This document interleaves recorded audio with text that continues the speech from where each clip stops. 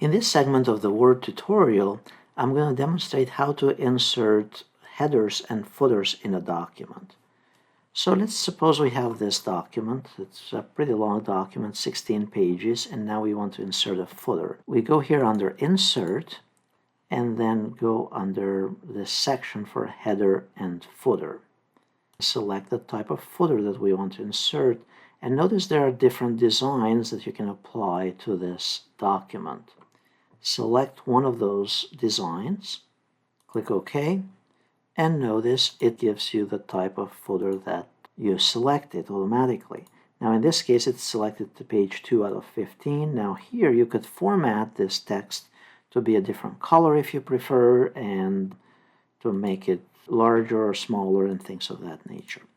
Now notice also, as you're dealing with headers and footers, now in our case we have a cover page, but if we didn't have a cover page, your first page will have the page number. In that case, you want to select that option for different on first page.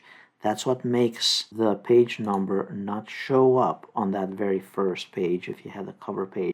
From here, you could add other field types under the footer. Let's say to the left of this footer, I want to insert the file name. You can do that by inserting document information, and you could choose the author or the file name or the path, or you can even insert a field name such as the date created and table, all kinds of data from this document. So I'll choose here file name, and that's my current file name.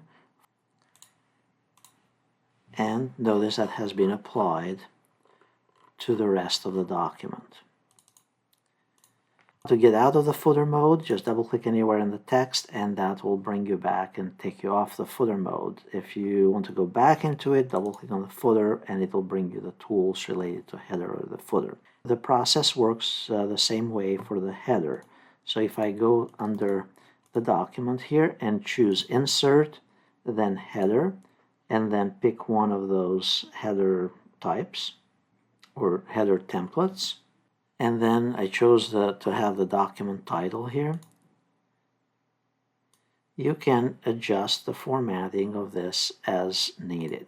You have 3 different tabs of contextual tools in this case, and the reason for that is because we are working with a table within our header area of the document.